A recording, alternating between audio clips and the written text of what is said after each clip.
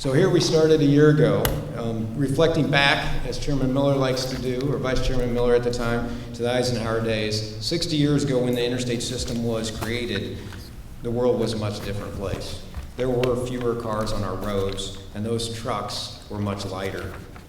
So now, it's time to rebuild our oldest interstate system, but it needs to happen in a way that meets the needs of the future, rather than follows the designs of the past. For the past year, MoDOT's Road to Tomorrow initiative has been exploring all options while also searching for sustainable revenue streams that can fund that transportation system that we can envision of tomorrow. So as we acknowledge our one-year anniversary right here in Kansas City Union Station where we began, I am excited to share with you today what we have done over the past year, what we have learned over the past year, and how we're going to move forward.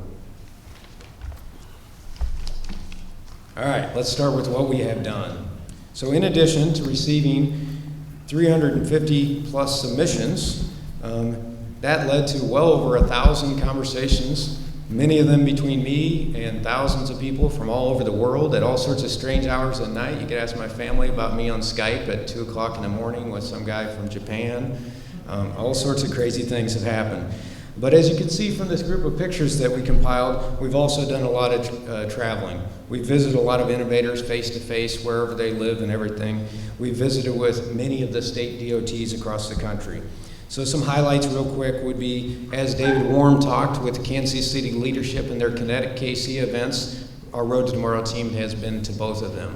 We've been very impressed. Bill Ford not only talked about his transition of his Ford Motors into Ford Mobility, he also made an impression on us when he said so boldly on that stage that he is preparing his company, Ford Motor Company, Ford Mobility, to embrace in the next 10 years more change than his company has seen in the last 100 years. That's a big statement from a big, well-known company in our country. We also visited with Solar Roadway founders in Idaho and got them to come to Missouri, and we really got a lot of passion from them as they try to change the world. We visited with many in Michigan at M-City. M-City is our nation's, for the most part, connected and autonomous vehicle testing facility. It's in Detroit. It's a great place if you get to go visit it.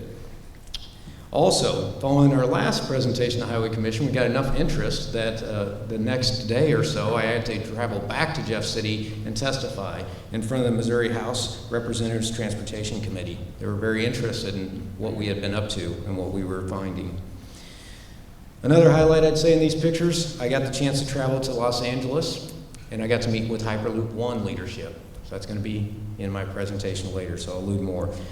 A couple more. We joined side by side with Colorado and their RoadX program, Caltrans, and Michigan DOT in a panel discussion with worldwide audience recently. So that was quite an opportunity for MoDOT. And finally, one that really meant a lot here at home in our state borders was our Road to Tomorrow team and many of our top innovators got the chance to be keynote speakers at our 2016 Missouri Team Conference, which is a statewide gathering of hundreds of transportation professionals from cities, counties, and state employees. So that was a great opportunity. So conclusion right here with these pictures is we have been exhaustive in our efforts to seek those 21st century transportation solutions. So what have we learned? Technology will change, and it's going to happen fast. It's already changed as we all think about it, different things in our lives, but it is going to hit transportation. It is going to disrupt everything that every one of us as transportation leaders have experienced to date in our life. And it's happening fast, and it's going to be disruptive. The second thing I'd say we've learned, that as we've talked, no state department of transportation is totally prepared. And even with the great leadership that David, him and I have talked quite a bit, and you hear how hard he is working to prepare for that next long-range transportation plan for the Kansas City region, working really hard to try to figure out what it is. But none of us know how this is going to shake out with all the technology. So no state department of transportation is totally prepared for that. Some are really going out and leading specific development. So Michigan DOT is really onto autonomous vehicle technology. They're trying to develop it, but nobody's really prepared. The final thing I'd say is note State Department of Transportation is actually seeking revenue from these disruptive opportunities. All of them seem to be focused on quick deployment to improve the public levels of service that they provide and to save lives. And that's a great thing, but nobody seems to be having this extra challenge that we have to find revenue in it and take advantage of that opportunity. My conclusion on what we've learned is that everyone is becoming aware of this change, and no one is able to effectively predict or plan for a long-range transportation plan at this point. We're all positioning ourselves, trying to be nimble and quick. If things don't change, we will soon have self-driving, smart vehicles on our dumb and underfunded roadways. Road to Tomorrow is trying to add value to that future. So what do we do moving forward? How do we move forward? So after a year of discovery, we have identified pilot projects that will enable us to test the effectiveness of various innovations in advancing our vision. I often describe the innovations that we've been interacting with over the last year on a scale, beginning with level 1, which is the basic submission. They could have come in through our webpage, they could have been telephone calls, we got in lots of different ways, but level 1 was a basic submission. Level 2, we looked at it and we said, hey, there's enough there that I, the team leader, am gonna reach out to them. And then level 3 is when we actually, as a team, started digging into this in innovation and trying to figure out, is there something here? Is it really, really worth us doing any more? Level 4 are the ones that I've spoken to the commission about in past months. Those level 4 ones are worthy of consideration and moving forward. Today, I want to update you on some level 4 innovations, and I'm really excited to open up the new category of level 5. And our level 5 innovations are those that MoDOT is prepared to move forward with implementing or piloting. So let's jump right into the level 5 innovations. I have 5 of them, so I'll brace you for a little bit of endurance here. It's gone fast the last year, but it's also been an endurance event. So the first level 5 innovation is grant writing. So there are grants available to help Road to Tomorrow get projects off the ground, and we have been pursuing those grants. Over the past 3 months, MoDOT Road to Tomorrow Working Group has been established to seek out and prepare for some of these grant applications. The 2 that I really wanted to highlight here was our Tiger 8 grant application that was submitted in late April and focused on funding a full-scale smart highway pilot project in Kansas City.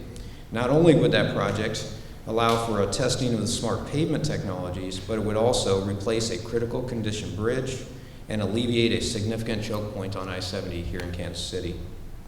The second grant that we worked so diligently on over the last 3 months was our STSFA grant.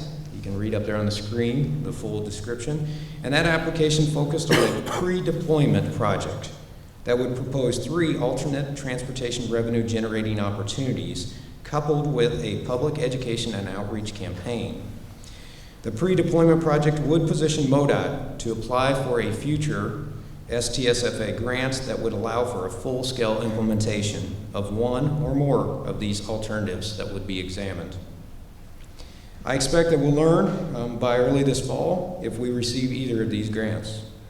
And finally, in this grant category, I do want to acknowledge that we have entered into a very unique contract with Missouri S&T to identify non-traditional funding grants, and this will provide long-term benefits for MoDOT well beyond Road to Tomorrow, because it is teaching more of our MoDOT team members how to find such grants and how to complete successful applications, so we're just not applying and getting turned down.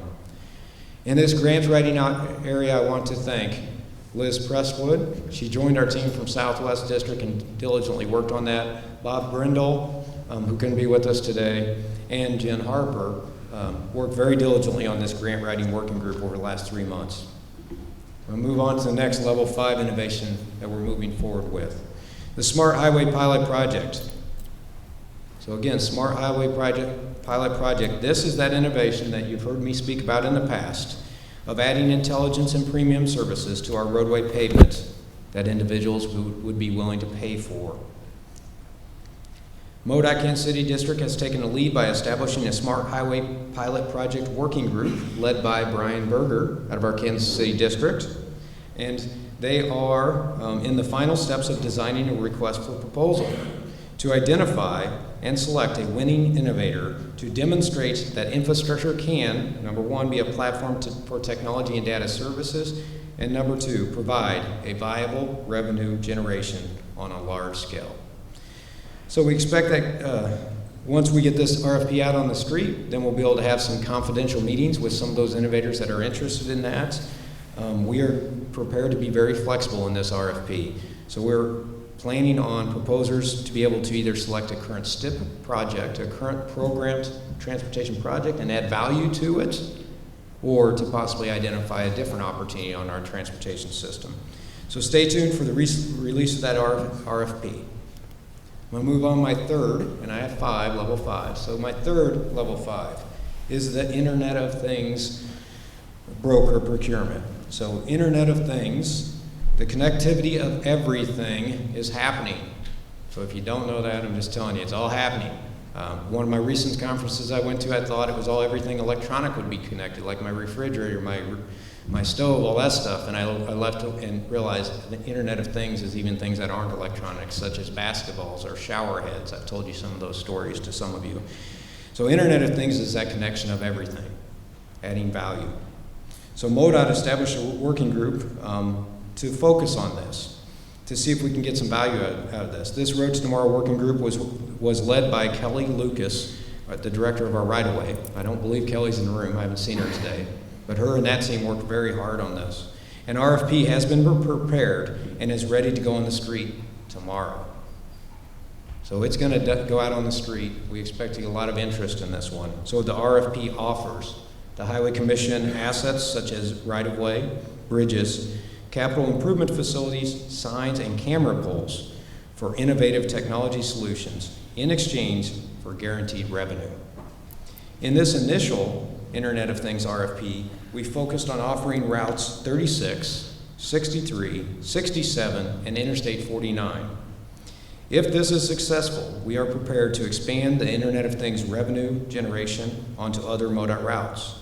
The RFP will be out on the street and published for 45 days, and then interviews with proposers would take place immediately. Kelly and her team are very excited to begin receiving and reviewing those Internet of Things responses. Moving on to our fourth level 5 innovation, and Vice Chairman Miller mentioned it in his legislative update this morning, truck platooning. Truck platooning is simply put that technology that allows trucks to operate in as truly connected vehicles. They simply act as one when they're connected. This decreases fuel consumption by up to 10%, which if you own and operate a lot of big trucks, that's a lot of money for them. And it improves safety. Specifically, in my version of this, it improves safety by accelerating the deployment of driver-assisted features in trucks operating in Missouri.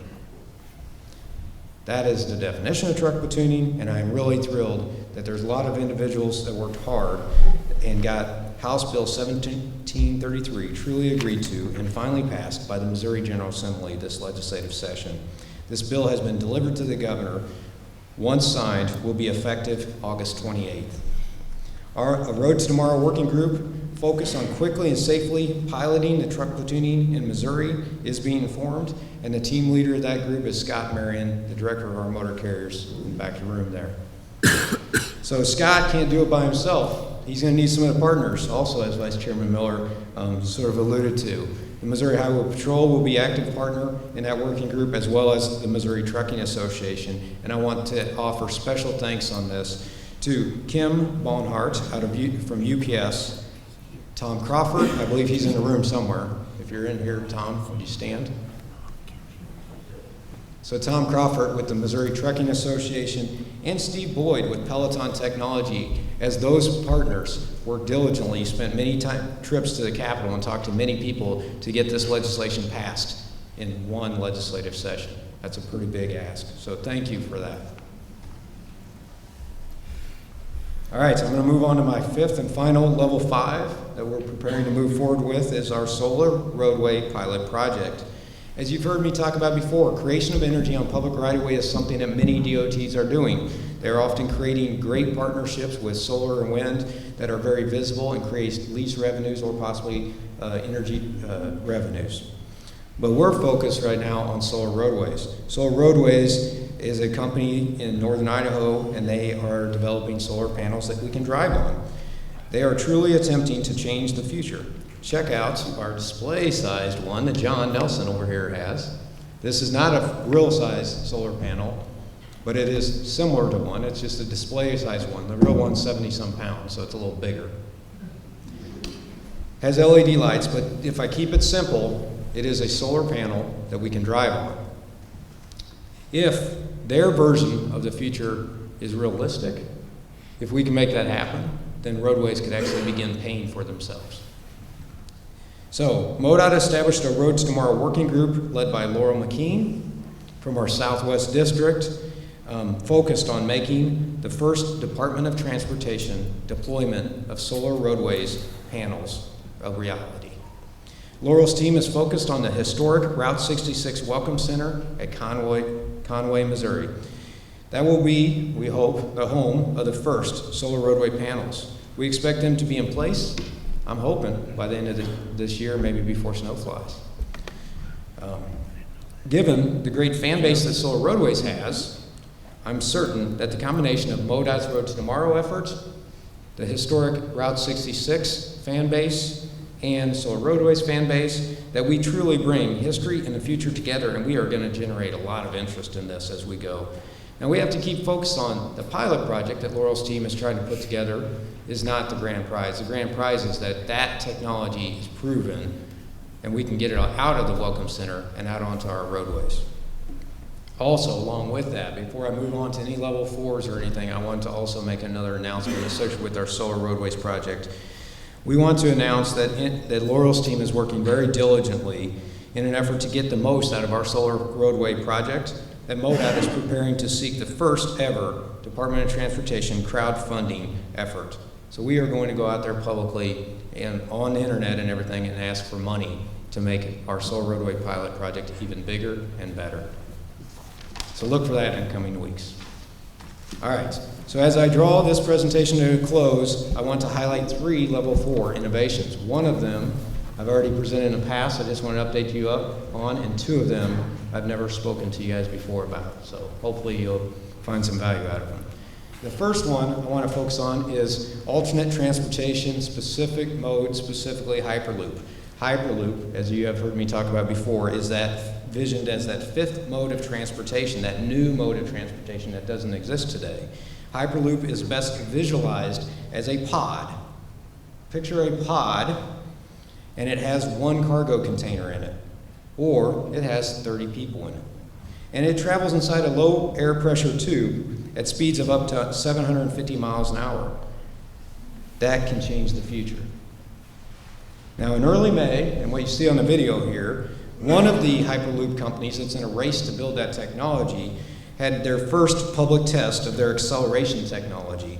It made national news, but I understand you probably missed it because it actually only lasted 1.9 seconds. But in that 1.9 seconds, they went 2.5 times the force of gravity, and in that 1.9 seconds, they got up to 116 miles an hour. So they proved their acceleration technology works. And wait till you see it operate inside a low pressure tube, how fast it'll go.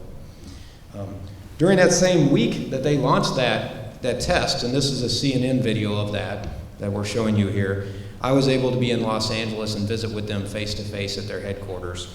During that visit, I was impressed with the confidence that these individuals have in this technology. There is no doubt in their mind, and you leave their facility believing Hyperloop is going to happen. They confidently showed me the state-of-the-art wind tunnels that they built in weeks, not years. They showed me the levitation rings, electromagnetic test stands, and their world-class engineering team was really impressive. Also in May, the Hyperloop One Global Challenge was launched. This is the first of its kind competition aimed to identify and select locations around the world where the Hyperloop technology could be deployed. On their website it says, quote, "The Hyperloop One Global Challenge is not an engineering competition. We bring the technology. You, whoever you are out there, tell us how it should be used in your location." Their portal for application for this global challenge is open right now, and it ends on September 15th. your Road to Tomorrow team is prepared to pursue an application. So my next level 4 that I want to talk about, which is again one that needs to be considered for further advancement in the level 4 category, is a data broker. Now I've been able to talk to a lot of people over this last year, and one of the lessons that I have learned is data drives our world. Think about it. There's billion-dollar companies that have been developed just solely on data. They didn't own a single piece of concrete, a single tangible asset, but they built companies, sold companies, improved our world based on data. So data drives our world, and if you think about it, MoDOT has a lot of data. Unfortunately, we don't always profit from our data. Now that data is a platform, and there's a lot of innovators that want access to that data platform that we have. And they even see more data that we don't see. So currently, MoDOT has data available, and we are often free. You know, some of you have to sunshine request, but it is often free. And it's often difficult to get to, though. We're not really organized to share it, especially with any company who wants to make a profit from it. So the concept here is to take advantage of this demand and to partner with others to increase the access to data and likely generate revenue if we set it up right. So the final level 4 that I want to present to you today, I haven't ever discussed with you before, is to electrify Interstate 70.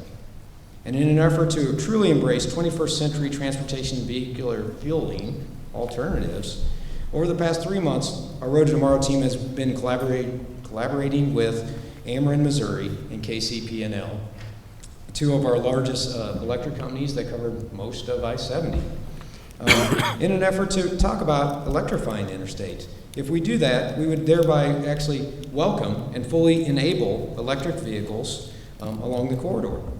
This electrification of I-70 will involve the installation of several EV charging islands featuring the fastest EV charging station commercially available today. They would be located along our I-70 corridor in communities right off the exit. While we haven't really created any specific plans yet, the conversation is progressing quite well, and both utility companies are very interested in really opening up I-70 to electrification and inviting those electric vehicles. So when I'm on that topic, I do want to take a moment to thank Laura Jones, who's in the back of the room here, Mark Lapata, I don't know where he went, if he's still around, Hunter Johnston. All of those guys worked very diligently, and they got Commissioner Nelson and I to the meeting yesterday safely. And they did it in style, with vehicles that are available today, futuristic to many of us, unaffordable to many of us, unfortunately, but they did it in some Teslas. I think it's something that Mary Nelson and I will never forget that we had a chance to do. I am really happy that they did that because those vehicles are available today. Those vehicles just represent the disruptions that have not ended yet. The current Tesla is not the end of those disruptions. There is so much more that's headed our way. But it was great, and thank you guys for doing that. Also want to thank our exhibitors. So as you leave today, there's a tent outside. So the Teslas, as well as many other vehicles, have dedicated a lot of time and energy to be here. So please take time to stop, talk to them, and figure out what they have presented. So as I wrap up, I want to say I want to share with you that a year ago, we entered this room, we didn't know what we were getting into, Mr. Miller.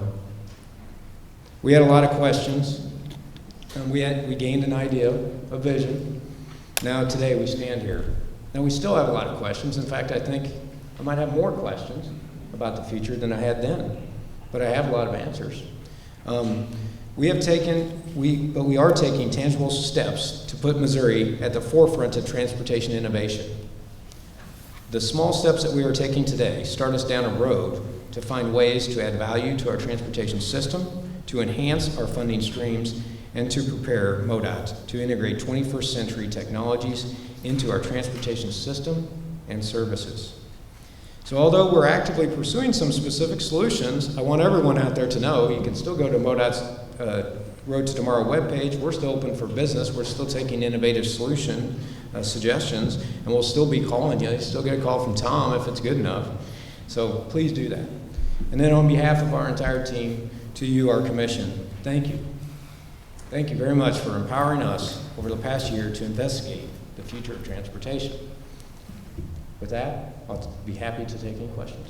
Thank you, Tom. Does anyone have any questions or comments?